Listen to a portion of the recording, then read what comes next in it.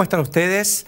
En esta edición de El Campo, la Industria Verde, vamos a recoger un acontecimiento central para el sector agroindustrial, que ha sido el reencuentro de la mesa de enlace con un gobierno, con el gobierno nacional, a través de la visita que hizo la mesa de enlace al Ministerio de Agricultura, donde fueron recibidos por Ricardo Burjaile, el ministro, y acompañado por Marcos Peña, jefe de gabinete. Vamos a conversar con Dardo Chiesa, presidente de CRA, sobre todo lo que ocurrió y los sentimientos que se produjeron a partir de ese encuentro tan importante.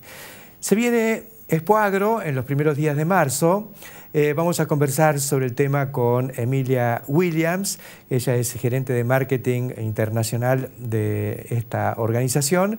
Me parece que es muy importante poder ver en qué situación estamos de cara a un evento que amenaza con convertirse en una verdadera celebración de un renacimiento, de un relanzamiento de la segunda revolución de las Pampas. Sé que hay muchas novedades, mucha presentación de producto y toda una dinámica nueva alrededor de este gran encuentro anual, este año con características absolutamente, diría, fundacionales. Vamos a conversar también con Juan Manuel Luz. Juan Manuel es gerente general de GAP, una de las grandes compañías que proveen de semillas forrajeras al mercado argentino.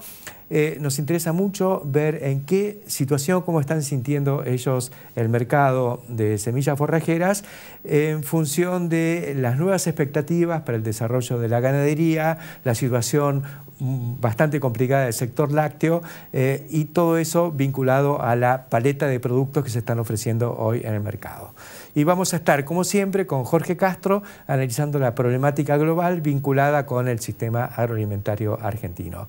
Estos son entonces los temas y los invitados que vamos a compartir con todos ustedes en esta edición de El Campo, la Industria Verde. Enseguida empezamos.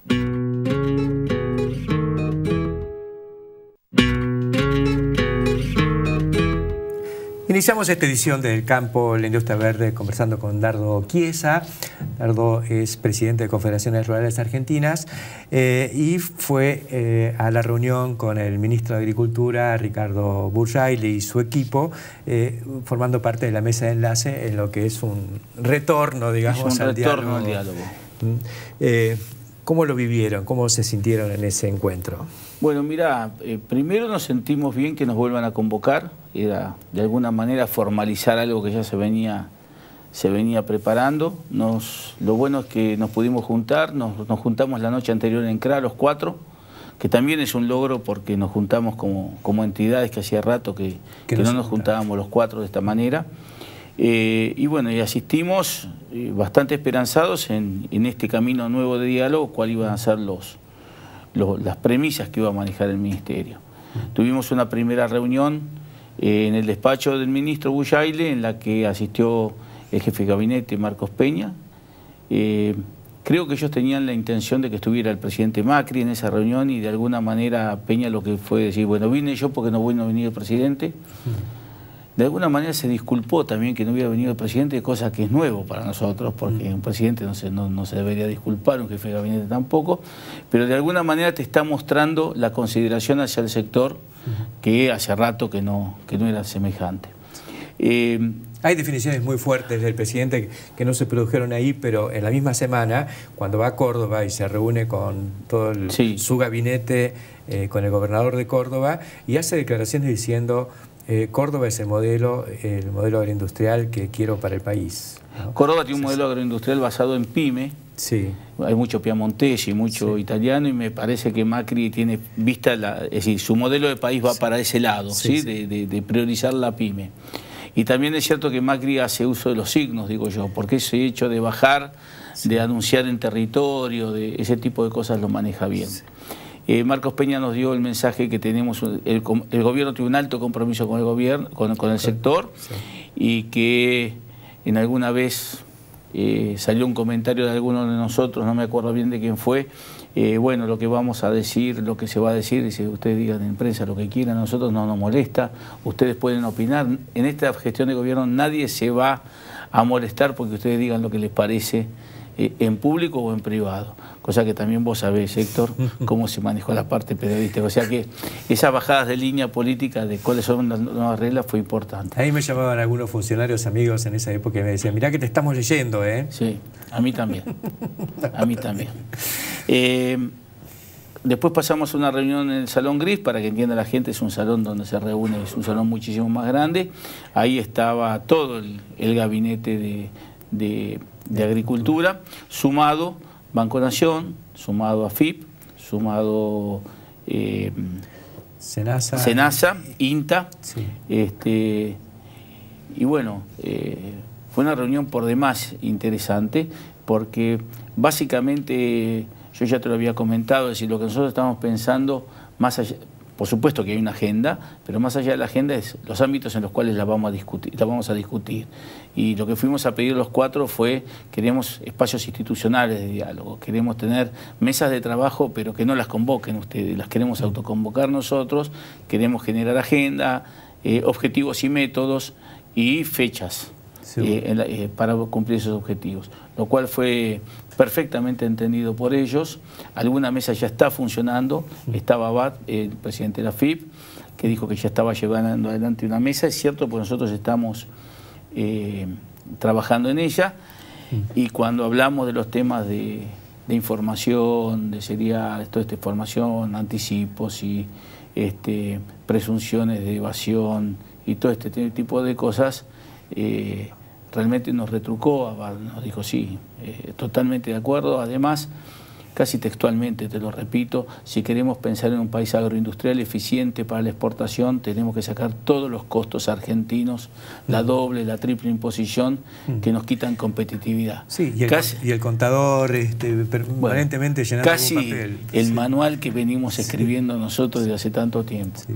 Y ese tipo de argumentos se fueron repitiendo. Sí tocamos temas de coyuntura, tocamos lechería, tocamos el tema combustibles, que es un tema complicadito, tocamos el tema de las economías regionales, ley de semillas, se tocaron los 15 puntos más urgentes. Se pasó lista todo. La reunión tenía 1 hora y media de duración, duró 2 horas y media, y después nos dijeron, abajo tienen la prensa, hagan lo que quieran. Si quieren, júntense, si no, de a uno, si no quieren hacer prensa, váyanse. O sea que confirmaba un poco lo que ya se nos había dicho.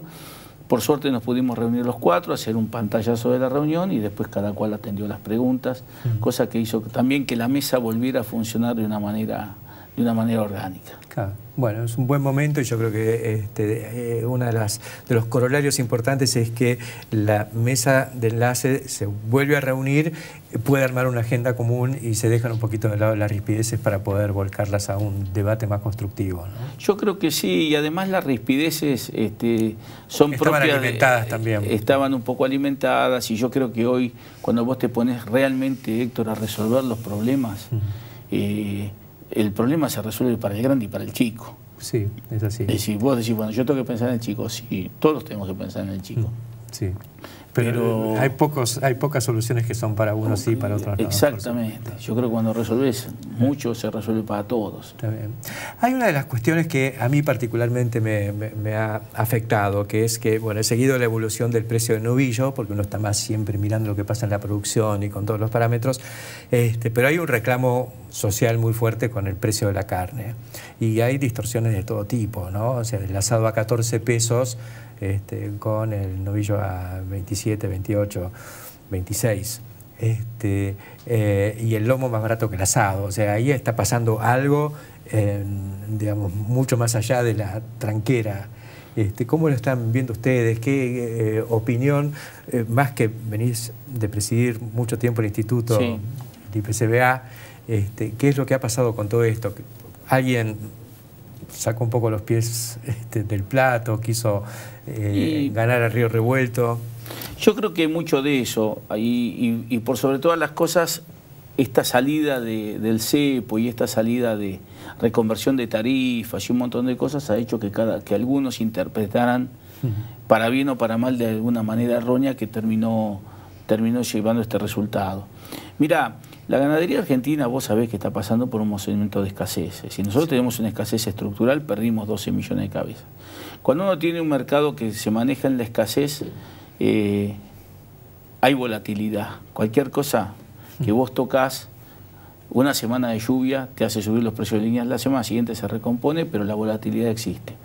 La salida llevó a una recomposición de precios y coincidió con las fiestas y hubo de alguna manera una suba del mercado de líneas que convalidó precios en la góndola. Pero después retrotrajo y esto no se reflejó en la góndola. Yo creo que la cadena minorista pensó que la baja de los precios era transitoria y que el tema se iba a quedar por bastante tiempo. Hoy se convalida la suma de las tarifas. También la gente empezó a hacer un colchón. Se convalida hoy, pero hace mucho tiempo que la gente viene bien. Entonces, cuando vieron que el mercado lineal subía, dijeron, bueno, esta es nuestra oportunidad. Claro. Subimos, arrastramos los precios. Generalmente no se resiente mucho el consumo de carne y pensaron de que la ecuación iba a mantenerse. El problema es que la carne en el gancho bajó. Sí. Yo sé que bajó, el asado bajó de 70 a 55 pesos, sí, pero en la góndola sigue a 140. Sigue a 140. Y además pasa también que encontrás en asado a 90 pesos y a 5 cuadras encontrás asado a 150 pesos. Sí, sí. Esto llama mucho la atención, llama mucho la atención. Sí. Creo que lo mejor que puede pasar es que haya un ordenamiento. Yo no llamo un boicot de la carne, pero yo pienso que acá sí tiene que haber una actitud responsable de los que compran, de saber que pueden reclamar algunas otras cosas. He escuchado a algún periodista de renombre y serie y demás cuestionando muy duramente al ministro Bujaile por haber dicho, muchachos, restrínjanse en el consumo si esto está caro. Es la forma también de reaccionar y de aconsejar. Hay sustitutos para un asado de 140 pesos. Bueno, viste que cada cual interpreta como puede interpretar, y yo la verdad que al ministro no lo escuché decir eso, me hubiera gustado ver en el contexto que lo dijo, porque vos tomás la frasecita sola, yo no creo que esté en la intención de él, que es ganadero de nacimiento, bajar el consumo de carne ni que baje mucho el precio. Pero la verdad es que tiene que haber un ordenamiento. Y también es cierto que nosotros estamos acostumbrados a que papá Estado intervenga. Y la gente reclama como que... Bueno, y en realidad lo bueno es que no intervenga y que las reglas del mercado... que sea el consumidor el que decide. Que sea el consumidor, que premie donde está barato y que castigue al que lo tiene caro. Y la verdad que viene así. Me parece que hay que tener un poquito de paciencia. La carne no está más cara que el pollo en relación, ni está más cara que el pescado en relación. Todos han subido. Sí, además la carne siempre es título cuando sube, ¿no? Y no cuando se acomoda, cuando baja. Entonces yo digo que si acumuláramos todos los porcentajes en los que se habla de que subió la carne, el bife costaría $1 millón. Es cierto eso, es cierto. También es cierto que si vos mirás remarcación en góndola, hoy está bastante por arriba de lo normal. La góndola podría resignar un poco. Hay que ver, viste, cómo juega cada uno de los actores. Habrá que recomendárselo desde la producción y desde el sector, desde la actividad misma. Y yo pienso que sí, ahí sí tendrían que estar actuando viste, las defensas del consumidor y dando información. Me parece que es el juego democrático en el que tenemos que jugar. A mí muchas veces, vos sabés que en este reacomodamiento de variables hay tensiones en el trigo, hay tensiones en girasol, hay tensiones en la carne, hay tensiones en la leche, hay tensiones en todos lados. Y la gente mira el Estado como diciendo, vas a poner la mano. Y yo digo, no, por favor, no metan más la mano. Dejen que los melones se acomoden solos. Tardaremos un poco más de tiempo, pero es más sano para todos. Y es la verdad, lo que tiene que pasar. Coincido plenamente y bueno, te agradezco la presencia acá contándonos lo que sucedió en esa reunión. Bueno, gracias a vos por invitarme. Faltaba más y nosotros enseguida continuamos aquí en el campo de la industria verde. Ya volvemos.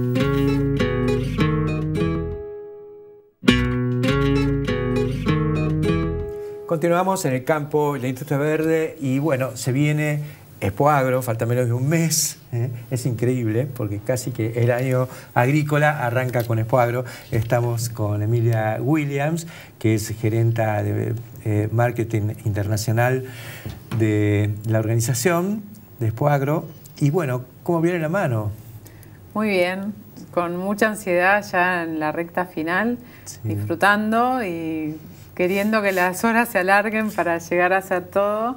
Disfrutando, dijiste. En los últimos años no se hablaba de disfrutar, era como que había que remarla y remarla. Costaba. Bueno, a mí particularmente me gusta mucho mi trabajo, así que trato de disfrutarlo, pero este año viene con un color especial, otros ánimos, se refleja en todo sentido, en el acompañamiento que nos están brindando los expositores de siempre, algunos que por cuestión de coyuntura habíamos perdido en el camino, que están volviendo, los de siempre y los que vuelven, que apuestan y se agrandan. ¿Y hay alguno nuevo? Y algunos nuevos muy importantes y para destacar, como es el Ministerio de Agroindustria, por ejemplo. Nunca estuve en la Secretaría de Agricultura ni en el Ministerio. Que es una muestra clave y así se está posicionando Expoagro, y es parte de la alegría y la expectativa y la ansiedad que tenemos, porque Expoagro en marzo va a ser un momento clave de reconciliación entre el gobierno y el campo. Vamos a tener mucha presencia política, una dinámica política, como le decimos nosotros, continuando con el corazón de Expoagro, sí, que estamos manejando desde la previa y contentos, y manejando también las expectativas de todos nuestros expositores, ¿no? Pensé que hace apenas un año me acuerdo que me tocó participar en un almuerzo donde se sentía una cosa muy especial, donde estaba el actual presidente Macri, María Eugenia Vidal, sí, estaba Reutemann ahí también sentado en la misma mesa, estaba Luis Juez, bueno, la Coneja Baldassi, que me tocó con ella, que me divertí mucho, todo el equipo, y por supuesto Emilio Monzó.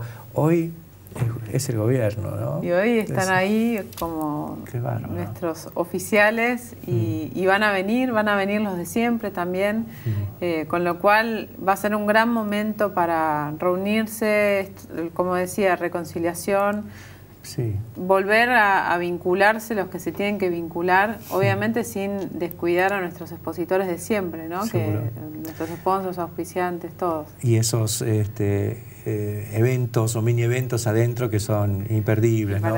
Las empresas. Exacto. Es el punto en el los momentos institucionales de cada uno de nuestros expositores. El happy hour de la ICBC, el cóctel famoso del Banco de Galicia, que es el Tutagro, el cóctel de Galicia, el cóctel de Ternium, la picada CREA, digamos, todos la verdad que están poniendo mucho esfuerzo para seguir con lo que hacían tradicional, innovar. Nosotros también les estamos pidiendo que innoven y hagan propuestas superadoras también para aprovechar este contexto y ordenarnos, porque van a querer estar todos en todos lados. Sí. Entonces tratar de manejar esa agenda para que todos tengan la posibilidad de conectarse. Hay un área de tecnología también. Bueno, sí, hay de todo lo que es agricultura de precisión. La dinámica de precisión. Sí. La dinámica de precisión va a ser una gran vedette de esta Expoagro 2016, que además es la 10ª edición. Va a ser sobre un lote de maíz de 5 hectáreas, 3 estaciones, con una impronta muy fuerte en lo que es tecnología, agricultura de precisión, cómo ser precisos con la agricultura, como dice Marinelli. Sí. Marinelli va a estar, sí, ya nos está asesorando desde su Digamos rol de que Marinelli contratista. es un gran contratista que además es jurado de premio Ternium, considerado un tipo que es muy fierrero. Exacto, y experto asesor en tecnología, él con Luis Negrucci, desde el lado de FACMA, en representación de los contratistas, también en representación de APRESID, cubre varios flancos. Y el INTA, por supuesto, ahí presente. Y además el INTA va como parte del sistema del Ministerio de Agricultura, supongo. El INTA siempre estuvo en Expoagro. Hoy se integra a todo lo que es el aparato de instituciones y organismos que dependen del Ministerio de Agroindustria, SENASA, INASA, no me quiero olvidar de ninguno, pero ahí entran algunos dentro del paquete del Ministerio que la verdad que es muy bueno para Expoagro. El INTA sigue con su rol destacado también en las dinámicas desde su asesoramiento técnico. Va a estar, por supuesto, en esta dinámica de precisión. Y bueno, tratando de explicar desde el campo, que es lo que siempre se hizo en Expoagro, en condiciones reales, todos los beneficios de la agricultura de precisión, cómo integrar todas estas tecnologías y acercarle al productor y al contratista una real ventaja y paquete de soluciones. Es también Expo Agro una exhibición de la tecnología argentina para el mercado internacional. Sí. Y esa es un área muy tuya. Sí. ¿Estás trayendo gente? ¿Sí? Sí, ya estamos confirmando delegaciones, trabajando también con organismos oficiales que, si bien están en transición todavía, nos están dando su apoyo, como lo hicieron todos los años, no solo en la Expo Agro en marzo, sino en los eventos complementarios como son las misiones internacionales que realizamos. Sí. Y tratando de generar esas reuniones. Nosotros siempre decimos que Expo Agro es el lugar para que se generen relaciones y oportunidades de negocios, y también esto se da a nivel internacional con la gente que viene a entender el sistema productivo argentino y la gente que ya repite su visita y quiere renovar su parque de maquinaria argentino, que tal vez está en Sudáfrica o en algún otro destino remoto o más lejano. O sea, vienen acá a verlo y después vamos nosotros allá a mostrárselos in situ. Claro, claro, es ese ida y vuelta que generamos con las misiones, el acompañamiento de nuestros expositores a lo largo de todo el año. ¿Y con DLG, con los alemanes? Los alemanes vienen el año que viene. Este año les toca a los de EIMA, los italianos, porque ellos tienen repartido en Europa los años impares Alemania, Aritécnica, y los años pares EIMA en Italia. Sí. Así que este año ya tenemos confirmados a los de EIMA. Tenemos confirmados también a los de CAF, que es una expo de alta tecnología en China. Vienen también de Expo Santa Rita de Paraguay, una delegación muy importante. Bueno, y delegaciones de todo el mundo. En esto también se ve el cambio político en cuanto al trabajo que estamos haciendo con las embajadas, que tal vez estaba más planchado por cuestiones coyunturales y cómo el mercado estaba cerrado. Te confieso que en Hannover, digamos, sentía que estábamos en plena transición. Eso fue a mediados de noviembre. Se olfateaba. Se olfateaba porque no había mucha onda, digamos, con... Pero ya se empezaba a ver un cambio. En los fabricantes argentinos ya había otro ánimo. Por supuesto. Y eso se está reflejando ahora. Estamos haciendo también mucho foco en lo que van a ser los lanzamientos. Sí. Si bien el cambio era el que esperaban nuestros expositores, es muy difícil volver a invertir en lo que es innovación y tecnología. Sí, y no se remonta el freno, digamos. Es muy difícil, claro. Y sin embargo notamos un gran esfuerzo para poder venir a Expo Agro con lanzamientos, que en definitiva es la esencia de una feria, una exposición, ver lo que no se puede ver en el día a día. Seguro, los nuevos productos y toda la actividad de las empresas. ¿En las dinámicas alguna particularidad, algo que... bueno, la dinámica de precisión, telemática, robótica, electrónica, ver en pantalla gigante lo que está pasando en la cosechadora y la prescripción, y que uno lo pueda descargar con una aplicación en el celular y saber realmente cómo es todo ese circuito, que hoy un productor no tiene más la oficina dentro de la máquina y nada más. Tiene que ir a su escritorio y saber lo que tiene que hacer con lo que le envía la máquina. Eso va a estar explicado exclusivamente en la dinámica de precisión, pero después en el resto del campo de dinámicas por marcas, dinámicas por temáticas, pistas adecuadas específicamente para las distintas empresas que quieren mostrar algún producto determinado. Refresquemos el lugar y la fecha. Del 8 al 11 de marzo, en el kilómetro 214 de la autopista Buenos Aires-Rosario, es la ruta 9, corredor productivo Ramallo-San Nicolás. Y ya están los carteles y los plots y ya se ve todo. Ya están los carteles. Bueno, este predio tiene un atractivo muy importante también para los expositores, que está muy cerquita de la autopista y con un gran frente, así que ya se empiezan a ver todos los cambios.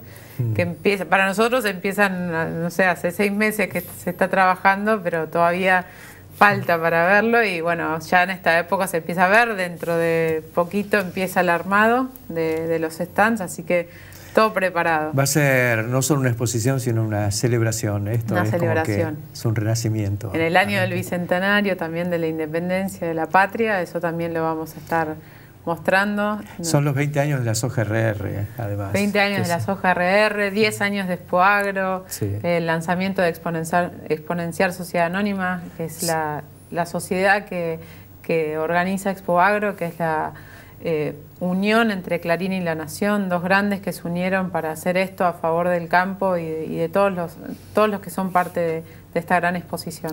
Y que ahora se va a poder potenciar. Muchísimas gracias, Emilia. Vamos a seguir con las notas y la cobertura de Expoagro desde ahora, así que adelante. Gracias, Héctor, por el acompañamiento. Falta más y enseguida continuamos.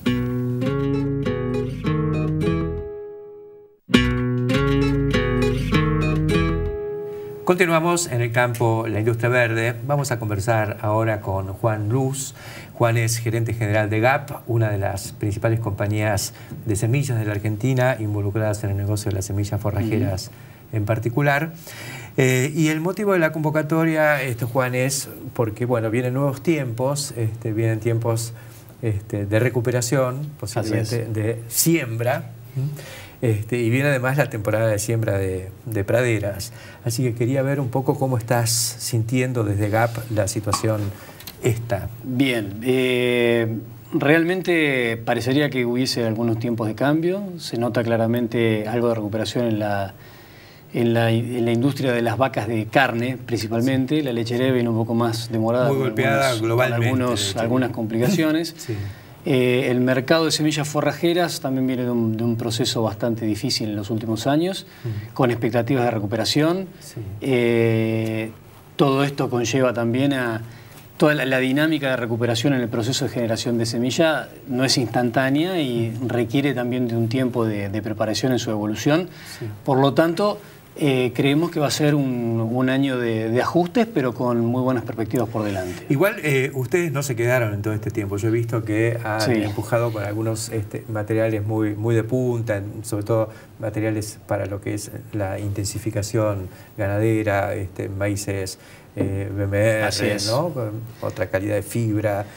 Alfalfa, contanos un poco de estas. Parte de la política que siempre ha tenido GAP dentro de su conformación es la intención de innovación permanente. O sea, trabajamos permanentemente en la búsqueda de soluciones y de alternativas para el productor, que incluyen desde alfalfas de primera línea hasta otros productos que puedan marcar la diferencia, como podrían llegar a ser los maíces BMR con alta calidad de fibra. Sí. Y principalmente tratamos de estar en el tope de gama en la alfalfa, que es uno de nuestros productos emblemáticos. No solamente en la búsqueda de la mejor genética para poder ofrecer, sino también incluso en la búsqueda de tecnologías adicionales que vayan acompañando a esa semilla y que permita potencializar la genética que está incluida dentro de la semilla. ¿Cuál es el origen de la genética de la alfalfa de GAP? Bien, nosotros tenemos una política comercial y de desarrollo un poco distinto al resto de las compañías que uno puede llegar a ver en el circuito de semillas forrajeras.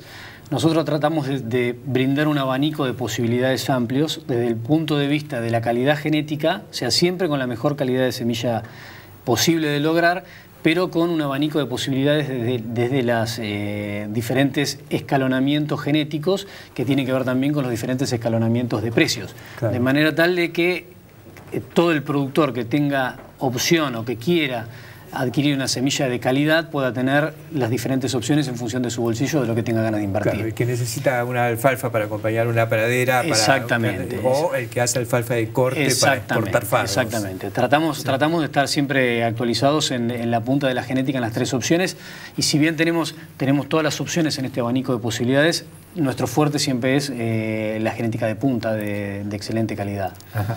¿Dónde están instalados? Nuestra planta la tenemos instalada en Pergamino. Tenemos oficinas aquí en Buenos Aires. Sí, nuestra planta está en Pergamino. Tenemos nuestro campo experimental ahí en Pergamino.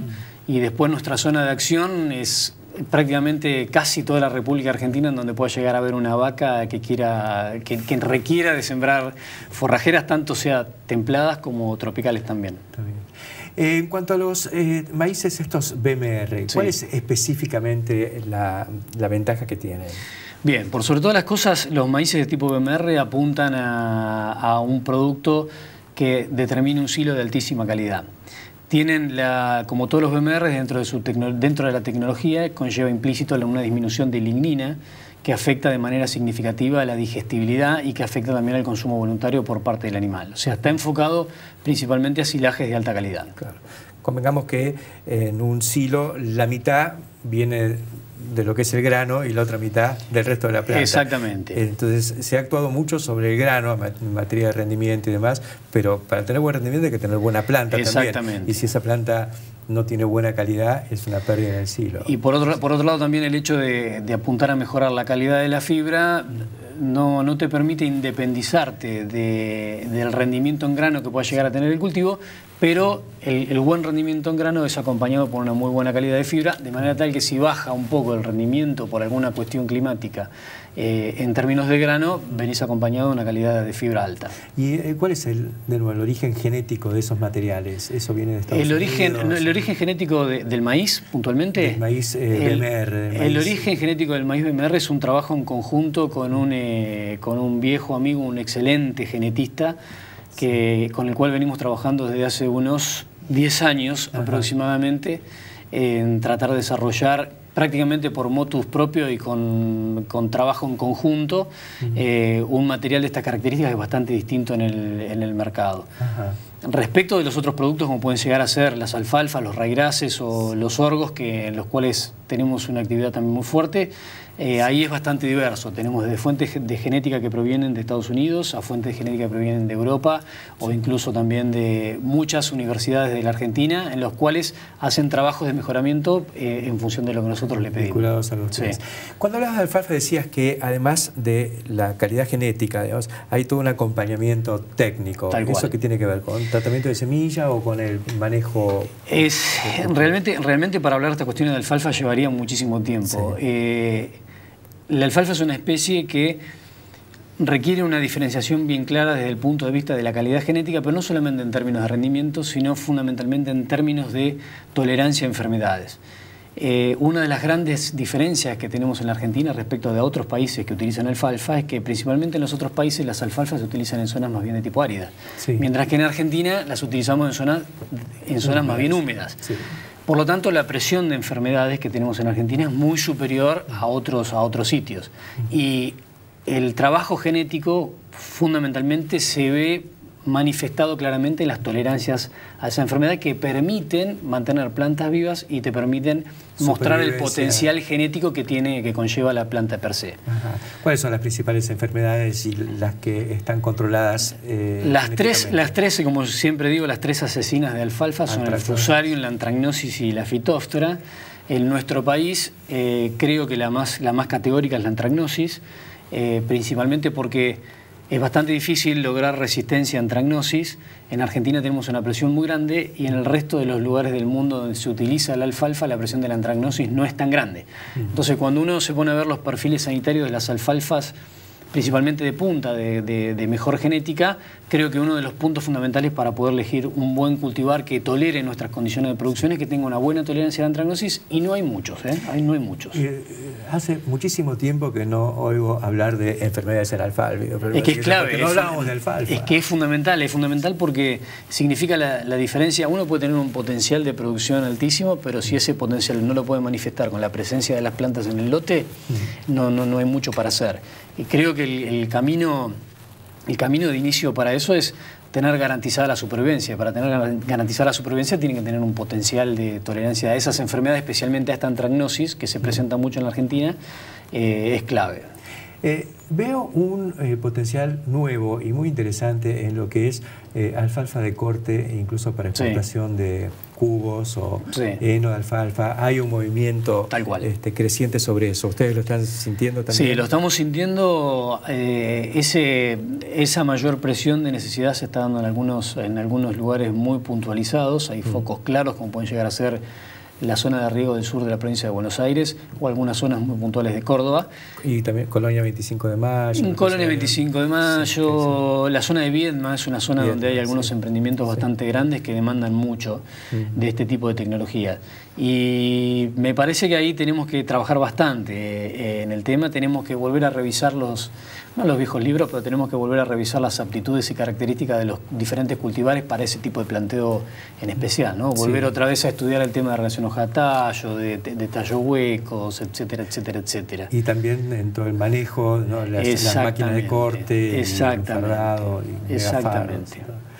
Hay una historia interesante alrededor de eso. No sé, yo veo California, y California es un enorme alfalfar, y muchas veces uno sueña con tener algo así acá, ¿no? Tal cual, tal cual.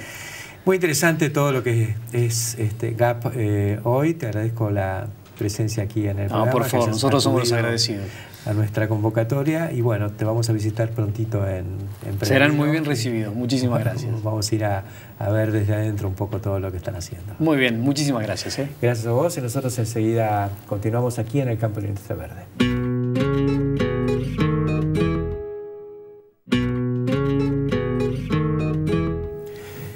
Continuamos en el campo la industria verde, ahora con Jorge Castro y el espacio que habitualmente compartimos con él.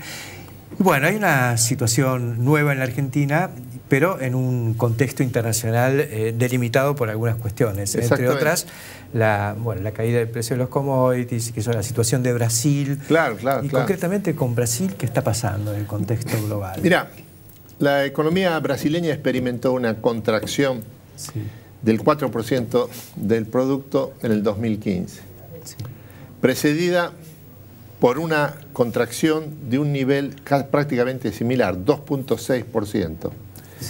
Significa que en el caso de que la economía brasileña vuelva a caer en el 2006, como se prevé que va a ocurrir, 2016, como se prevé que va a ocurrir, en ese caso serían 3 años de recesión continuada, que es el periodo de contracción económica más prolongado desde la restauración de la democracia en 1985.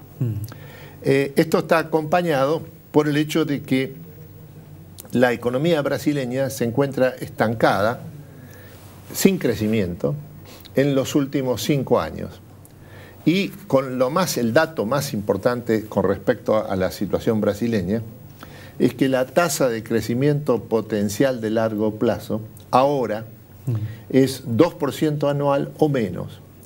Y con la certidumbre que ya existe de que a partir del 2017 esa tasa de crecimiento potencial de largo plazo va a ser 1.5% por año, lo que significa que las perspectivas de Brasil de largo plazo son las de una situación económica de depresión prolongada.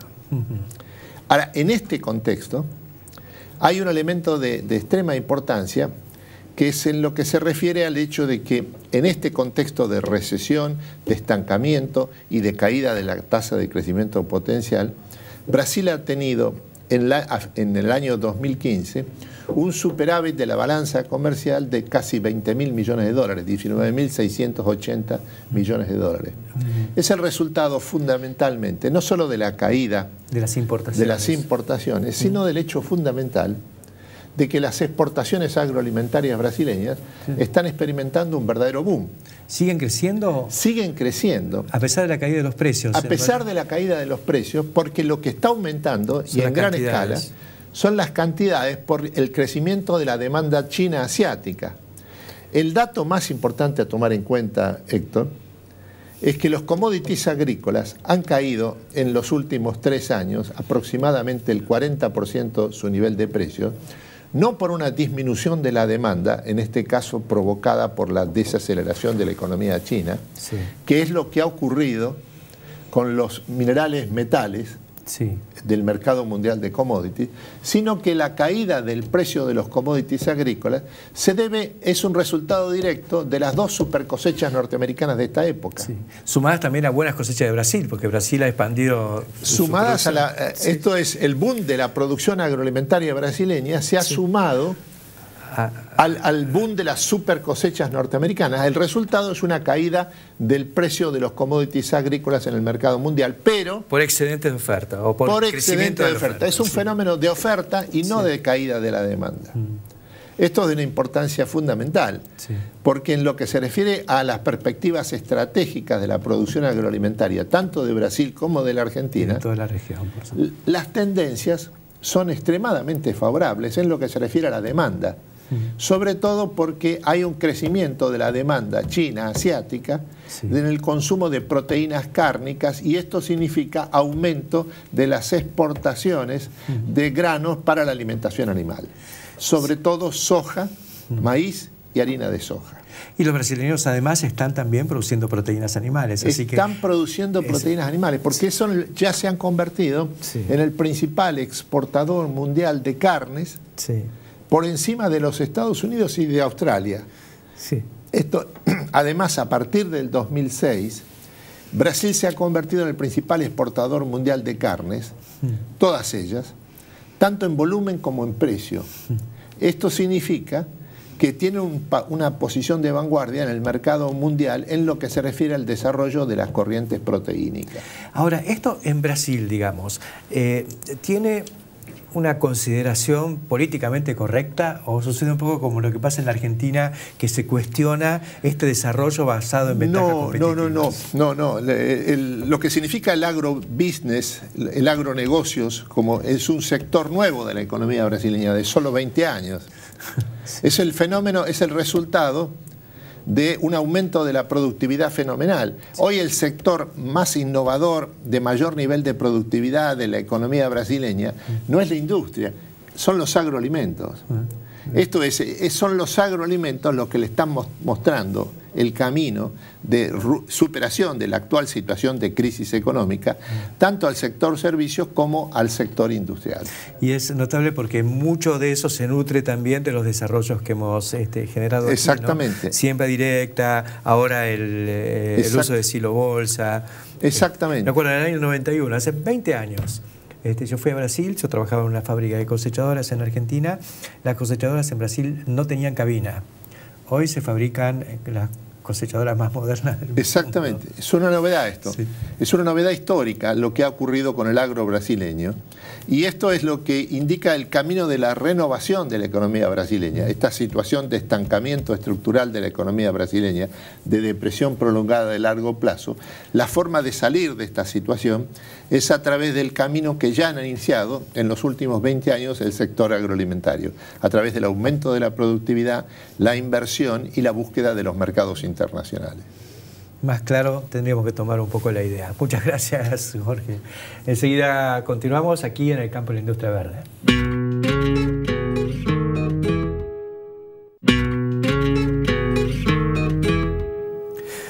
En el programa de hoy estuvimos conversando con Dardo Chiesa sobre el encuentro crucial que tuvo la conducción del Ministerio de Agricultura, en cabeza de Ricardo Burjaile, con la mesa de enlace. Todo un hecho de gran dimensión política por la vinculación o la revinculación del campo con la conducción oficial, después de 12 años de divorcio y rispideces de todo tipo. Pero no fue el único acontecimiento, yo diría ni siquiera el más importante, porque le asigno mucho más envergadura y más valor a lo que hizo el presidente Mauricio Macri cuando organizó su primera reunión de Gabinete Nacional en la provincia de Córdoba, con la presencia del gobernador Schiaretti y todo su equipo, donde hubo mucho más que una foto, porque por un lado se quiso marcar la presencia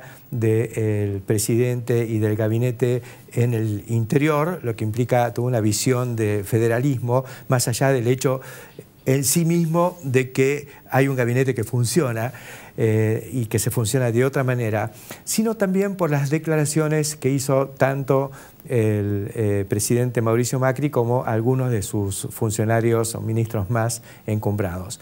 ¿Qué dijo Macri? Macri dijo, al hablar de la presencia en Córdoba, que Córdoba es el modelo país que él pretende.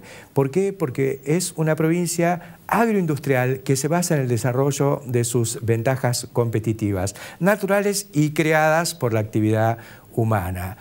Música para mis oídos, por lo menos, y quiero transmitir un poco que esto es algo que siempre hemos venido planteando desde el origen de nuestro programa y desde los años en los que uno viene batallando por tratar de lograr comprensión acerca de lo que puede ser un modelo de desarrollo.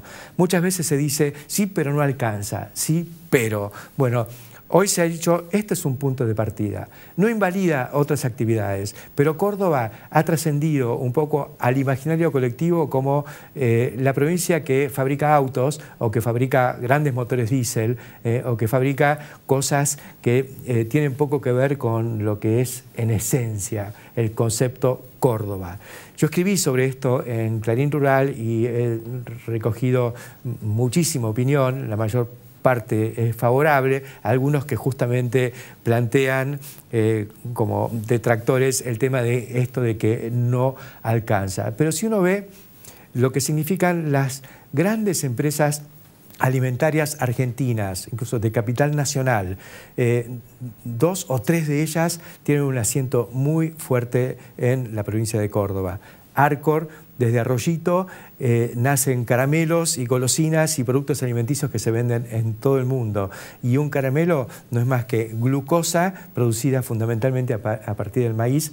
Digamos, el primer paso que se da en Arroyito, Córdoba, es convertir al maíz en glucosa y de la glucosa al caramelo. También ahí tienen sus tambos y además compran leche para hacer dulce de leche y ese dulce de leche forma parte de los caramelos de leche. Aceitera General Dehesa en el pueblo homónimo, ya sabemos lo que es como potencia agroindustrial, fundamentalmente metida en el rubro del procesamiento de oleaginosas, pero también con plantas de biodiesel sobre el río Paraná y plantas de etanol en Alejandro Roca, en asociación con una compañía internacional como Bunge. Tenemos a Bio4 con su otra planta de etanol y tenemos a ACA Bio con planta de etanol y además en Justiniano Pose con su frigorífico de cerdos. En fin, y toda la industria de fabricación de maquinaria agrícola con grandes íconos como Mainero, Metalfor, Montecor y pequeñas empresas y medianas y grandes que hoy jalonan lo que es este desarrollo integrado de un clúster agrícola que explica buena parte del empleo y la actividad económica de una provincia como la provincia de Córdoba. Yo digo que Córdoba es el concepto país. Hasta la semana que viene.